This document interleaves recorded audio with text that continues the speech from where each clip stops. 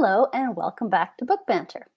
Lauren Edmondson has a BA from Williams College and an MFA in fiction from Sarah Lawrence College. She lives in Northern Virginia with her husband and two children. Please welcome Lauren Edmondson to Book Banter. Hello, good to Hello. see you. Good to see you as well. I can see that cover, that beautiful cover in the background. Oh. I know the camera's opposite. Wedding of the Season. Congratulations on that recent release. Thank you so much. It is such a lovely story. The setting for me was absolutely the integral part of the story. So I have to ask, what prompted you to set it in Newport? Well, I'm always looking for settings and specific places where, one, the reader and I want to spend a lot of time, Yes. where there is beautiful houses and art and music and scenery, just Oh, a yeah. beautiful place you want to just kind of plunk down with for 300 or so pages. And, the second place I'm looking for, or the sort of second uh, reason I would choose a setting is if there's really interesting undercurrents going on about the people with the people who are there. I'm really interested in the clash of old money versus new. I'm interested Yes. in history of people who have been in one place for a really long time and who have sort of the identity of the town or the city has imprinted itself on its residents. That makes And sense. Newport really checks all those boxes. The history of Newport is so interesting, from pre-colonial times to the present. But the people that kind of circulate around it historically and currently were also of great interest to me. From the sort of first Gilded Age as we know it, and these Astors and Vanderbilts who built their summer cottages in Newport, to current, Okay. multi-millionaires, billionaire celebrity owners of the cottages these days. It was just really interesting to me, and I thought it would be a really good place to have a family, live and have a wedding. And Yeah. I was so happy to spend basically 2 years of my life within Newport. Oh, I could see why, because it is inviting. And I would love Yes. to just like pull up a beach chair and sit down and observe. I know. Like it's enticing for I sure. really think Newport is a underrated city in America. I was chatting with reading with Robin the other week, and she's in Rhode Island, and I was saying, Newport's so underrated, and she said, "Shh, like Don't don't let tell the secret anybody. out. Don't tell anybody." And it really is. It has that sort of Charleston vibe where you go and Okay. it's by the water and there's beautiful homes, but there's also food and music and culture. And I know Newporters are really possessive of it, and there's always sort of flutters about how many hotels are being built and short-term Okay. rentals and the bachelorette parties, tromping Right. through the wharves. But it's a really great place to visit and spend time. I can't recommend it highly enough. Oh, cool. Okay. It's on my list. It's been on my list. Rhode Island's been on my list for a long time. Way back when that show Providence was on TV. Yeah. I realized it wasn't actually filmed there, but Yeah. it did Yeah. draw me in. And I was like, I really want to go there. I want to see Yeah. what that's all about. So Right. yeah, totally makes sense. So there's a theme of a family about to lose it all, and it's very well layered and very poignant. And I think if you think about the story a little bit more in depth, you will find that poignant moment. I enjoyed the subtleties woven within the story that build to the realization that nothing remains the same, no matter who you are and what you do.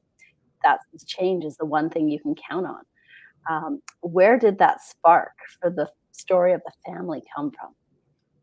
It came when I was actually visiting Newport many years ago, and my friend and I took a tour of the Breakers, which is the grandest of all the mansions that is now owned by the Preservation Society of Newport.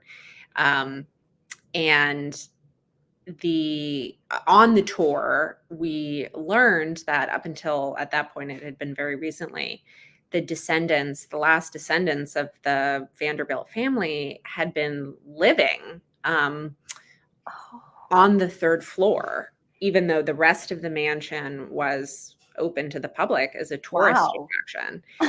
And I just thought to myself, oh my gosh, that would make a really good story. I mean, imagine living basically in rental apartments of Yeah. what was once your family's home and watching sort of tourists traipse through your family's history. Yeah. Um, That would be a little unsettling. Yeah. yeah, it would be. And then, to learn more about whether they were, whether these last Vanderbilts were kicked out, or whether they Right. were sort of resigned to leaving. Okay. Sources Ah. differ. I Of just course thought, they wow, do. that would that would make a very good story. So I always knew that there would be these on one estate, there would be these two competing forces. And so that's what kind of got me into this idea of the Coventry family, Yeah. the central family in the book, living in the carriage house, basically renting this carriage Yes. house on this estate that used to be theirs. That makes sense. I think that's actually true of, the Biltmore Estates too. That Oh, is it? Okay, Yeah. interesting. I'm actually gonna be visiting the Biltmore Estate this I love summer with that. family, and I'm really excited about that. It's fantastic and, overly done, of Yeah. course, because of Yeah. the age. Oh, yes. But the grounds are stunning. So it's a beautiful, beautiful place to visit. Yeah. I can't wait. And they make their own wine. Yes, I've heard about that. I'm really excited about that because I So live on iced coffee and Chardonnay, so see, there you really go. happy about that. What other fuel do you need? Yeah, I know. No. So, as a historical fiction author, I'm used to rabbit holes of research. And Wedding of the Season is a contemporary novel, but the historical mansions and the landmarks mentioned are really quite captivating. Was there a significant amount of research that went into those aspects of the story for you? Yeah, there was. I mean, I actually have some books. I'll show you one. Oh, look at that. It looks kind of like Biltmore. I got a lot Yeah. of books like this, where it was really helpful for me to um, figure out the floor plan of the Yes. cottage Yes.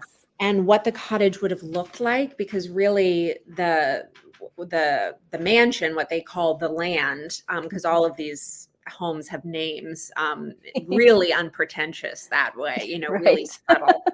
Um, but my imaginary one was called The Land. And I had to, because it was a character in the book, Mhm. I really wanted to get it right. And I really wanted it to be believable.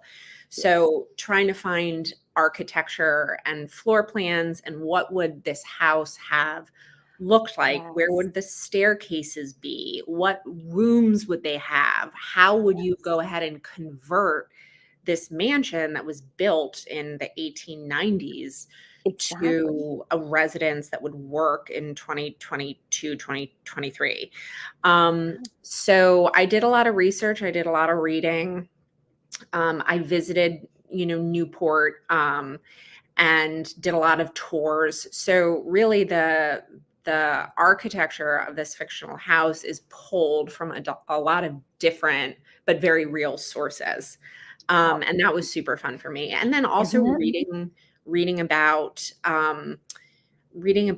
a family that was American royalty, but then sort of had since Ah, squandered it all. Anderson Cooper, yes. Mhm. his book that came out actually in like Yep. really good It's on my title. TBR. Yeah. This is actually a really fun read, a really interesting read. Yeah. Just if you're interested in Yeah. this kind of stuff, it's Totally. really compelling and it's really beautifully written. His co-author, Catherine Howe, who probably did most of the writing, Right. is just a Yeah. really good, amazingly talented writer. So it's like a pleasure to read. Oh, Um, good. Oh, so good. actually, there's a picture of the Yes. breakers Yes. right there. Okay. Oh, Um, interesting. and even though, Interesting. he doesn't touch on Newport a lot, the aspects of the family, of what these different characters cared about historically, how the money was Yeah. lost, what kind of trouble they got into that Yeah. made their fortune just poof, vanish. That was Makes you really wonder. of interest to me. Absolutely. Absolutely. Because we know the names, we know the iconic symbolism of it, but it is that transition. It's Yeah. really interesting. And your fictional family of five was very well crafted, Yeah. incredibly entertaining. Thank Each you. of them are so unique and there you could like tell who was talking by the way that they spoke and the way they moved, and that was really made it easy to read because there was a large cast. Yeah. Yeah. So do you have a favorite character? It's a tough Um, it's like choosing your favorite child, I get that. it is. I mean, I think my editor really had a soft spot for Archer, for the younger Uh, brother. She really connected with him. Um, I mean, just because I spend the most time with Cass, I have such affection and such love for her.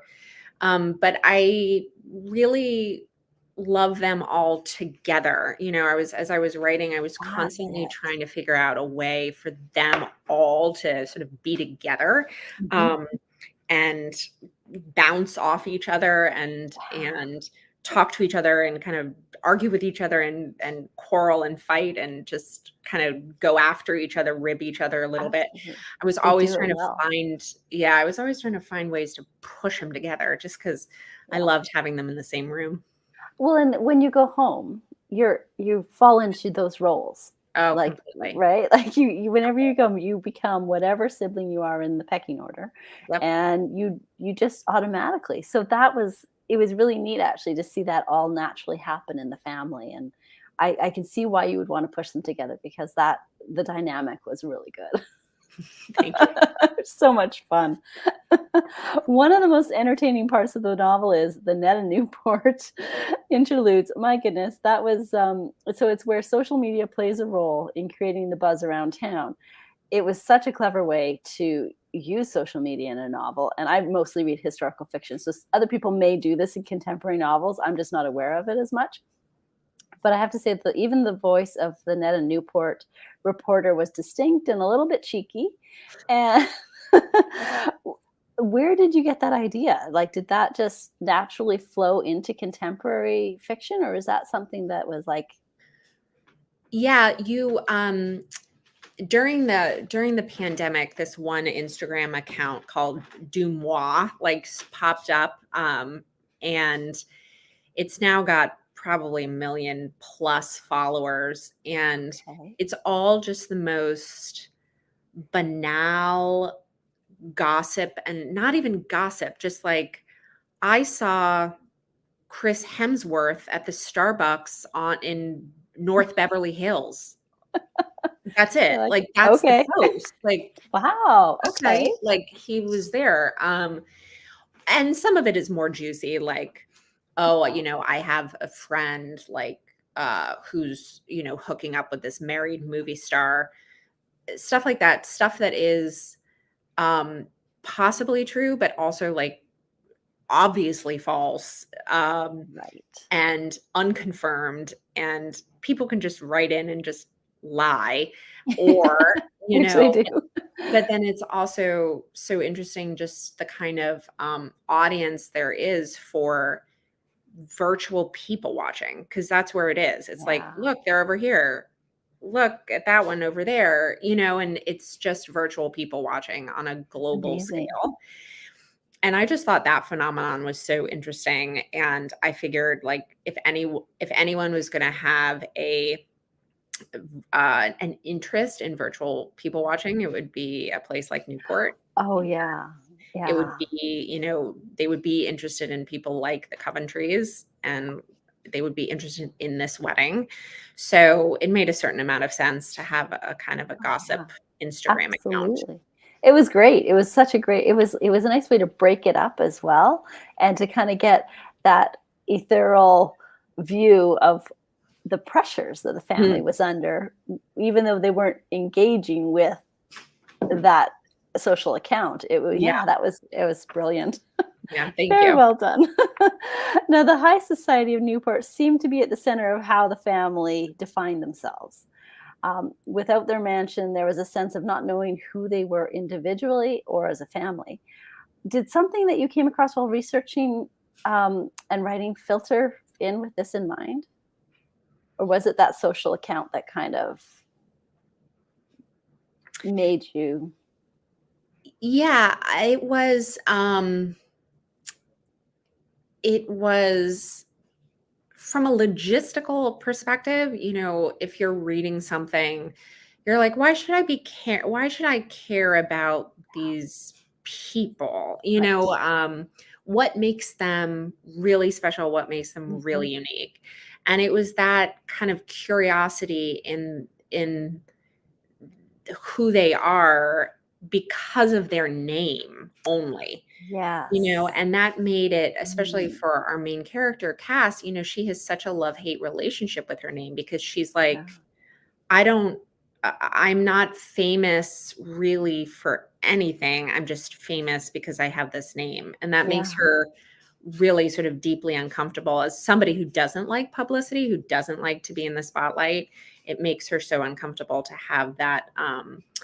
have that shadow, a kind of a real ball and chain that she has to contend with, and professionally, she doesn't use that famous Yeah. part of her name. She uses her father's name, much like our friend, Yeah. Anderson Cooper. He's not Anderson Vanderbilt Cooper. He's Anderson No. Cooper. And that was like a deliberate choice on his part. Ah, And yeah. same with Cass, she doesn't necessarily want to capitalize on that name, because it's not, She hasn't it's earned it really. it's not earned. Yeah. Yeah. But towards the Makes end of the sense. novel, she starts to reckon with it. She Yeah. has different feelings about that name. That's the journey for her too, and I like that. I like that part of the journey, absolutely. Um, so what's interesting is that Gilded Age I'm familiar with, and of course I'm familiar with present day, Yes. but thankfully, but I hadn't really given much thought between the transition between the two, and I guess I'm wondering if the loss of the Gilded Age is as you depicted in the novel. Is it really like that? Those people who were like Cass in her world is at a loss for who she is because she doesn't really fit in one or the other. Yeah, she's squished into this weird place, not only as a middle child, but Yeah. in between the past and the present, where she does have this name attached to her that is still Yeah. quite famous to, certain sect of historical fans in this country. Right. Yeah. Um, but she doesn't have the money, she doesn't have the social cachet. Right. Um, Yes. all those, as she says in one point of the novel, the yachts are gone, the Right. horses are gone, the extra homes in X, Y, and Z places, those are gone. And so she isn't welcomed into the corridors of society, as Right. she would be 100 years ago. And But she yet kind she of still has the negative side of it.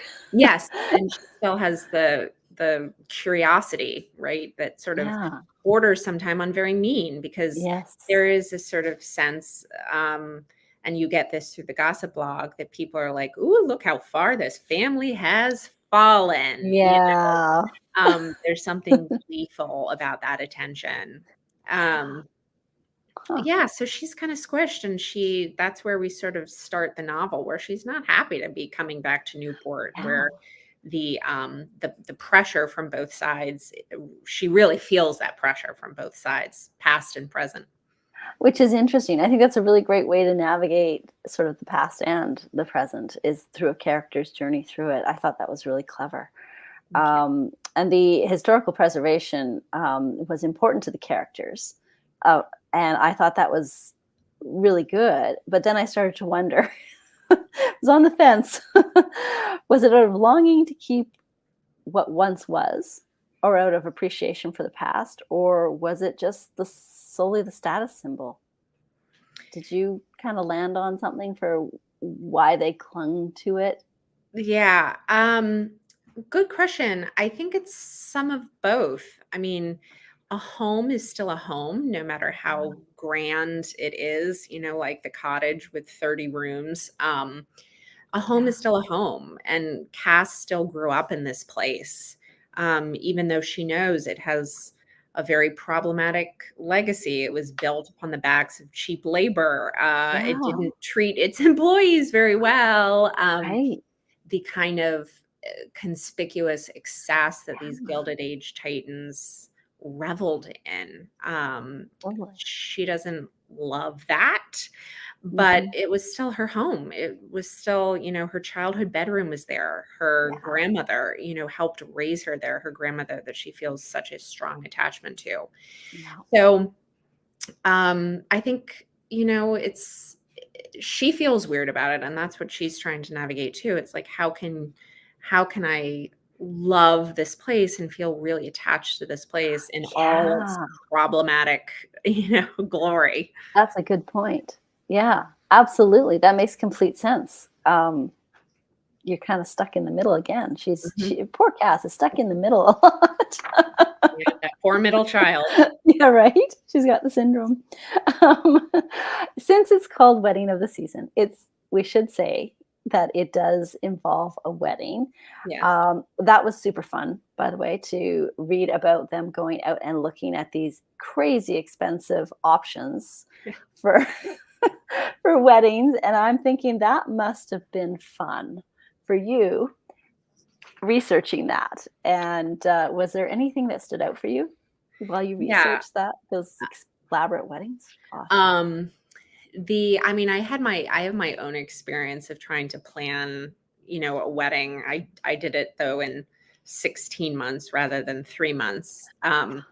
So I had that to pull upon, and also I thought that it would be fun to go, somewhere really cool, like a Yeah. little bit outside of Newport. So one of the first scenes, as they're kind of wedding Oh, planning, got you. is Okay. going to another gorgeous Yeah. hotel a little bit outside of Newport. And Ocean House is a real place. It really exists. Oh, I didn't realize that. Okay. Yeah, and so I borrowed upon that as a sort of a place where it is so completely out of reach for them, um, For a financially. lot of people. Yeah, for a lot of people, financially, but Hope, the matriarch really wants it, because again, it's about the status, it's about Yes. the appearance.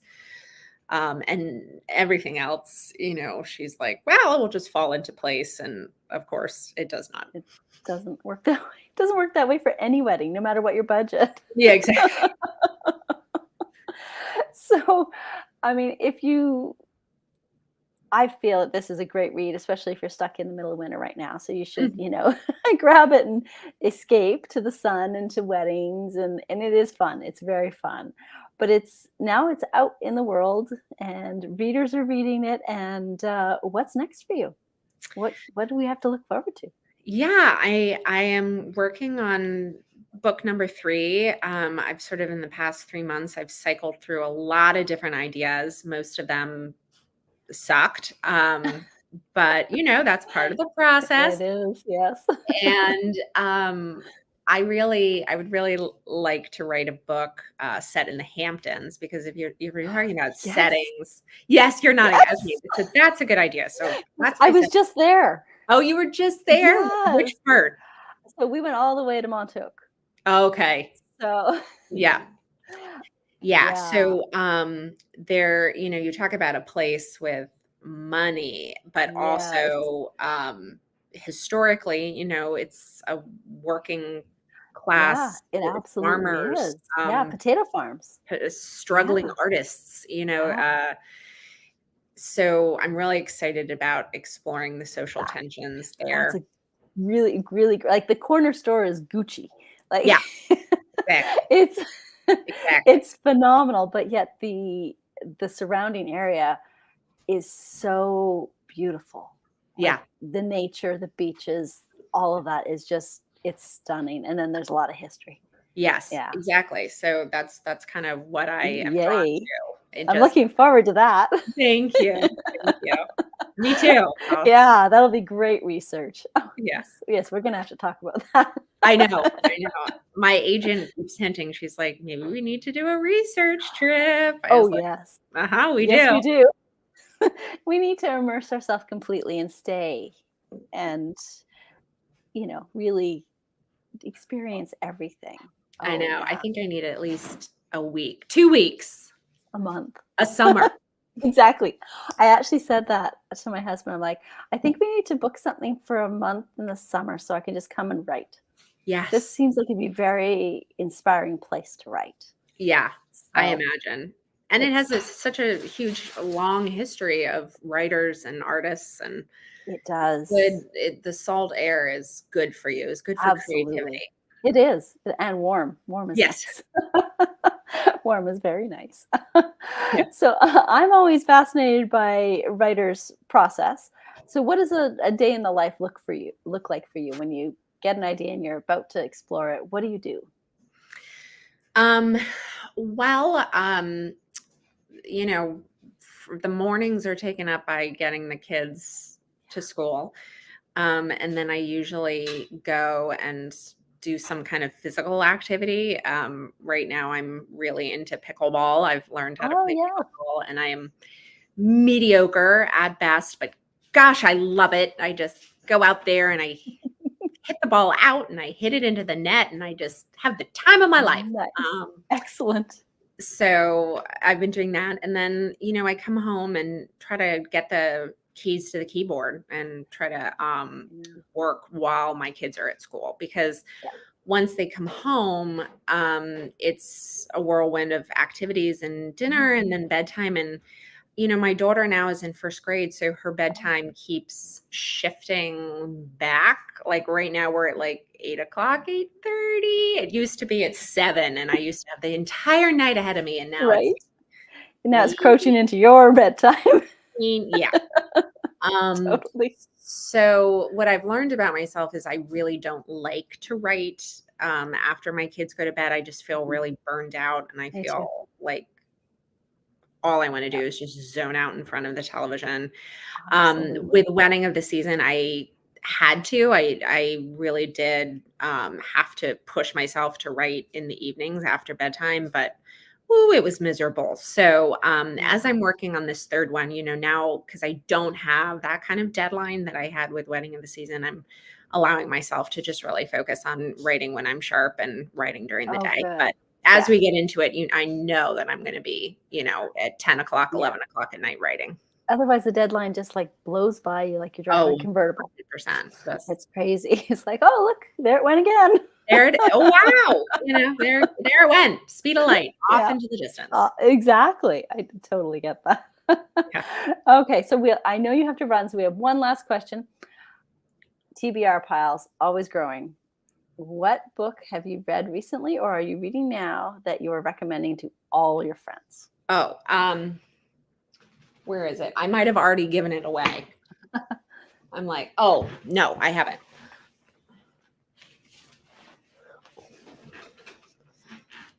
Sweet, soft, plenty. I haven't heard of that one. Yeah, Oh, This is Laura Worrell's debut. Uh, it is amazing. It is so beautifully crafted. Um, it's literary fiction, so I oh, just really sort of like worked through it, savoring it chapter by yes. chapter, and it's just phenomenal. You know, you get to the end and I was like a little teary-eyed. So that's the one that I'm recommending to everybody. Oh, And she's an cool. amazing, if you're on Instagram too, Okay. she's so lovely. She's just a really lovely person. So I Oh, read. fantastic. Oh, that's good to know. That's a new one. I haven't seen that one. Usually I get recommendations that I'm familiar with. So that's great. I'll just add that to the list. Yeah, Well, thank you so much for joining us. It thank was a you so much. pleasure. Wedding the Season is available everywhere now, and you can go grab a copy. And if you really do want to escape some winter or early slushy, mussy spring, it's a good time to read this novel. Oh, thank So, you. Well, Tanya, you have such great questions and you're so good at this. It was such a pleasure to spend some time with you. It went by too fast. it does. It always flies. It's amazing, but it's always fun to talk with other writers. We have one comment. Oh, Kate's saying thank you, Lauren. Oh, thank you, Kate. Excellent. So we'll say goodbye now, friends, and have a good day. Don't forget to read today. Bye. Bye.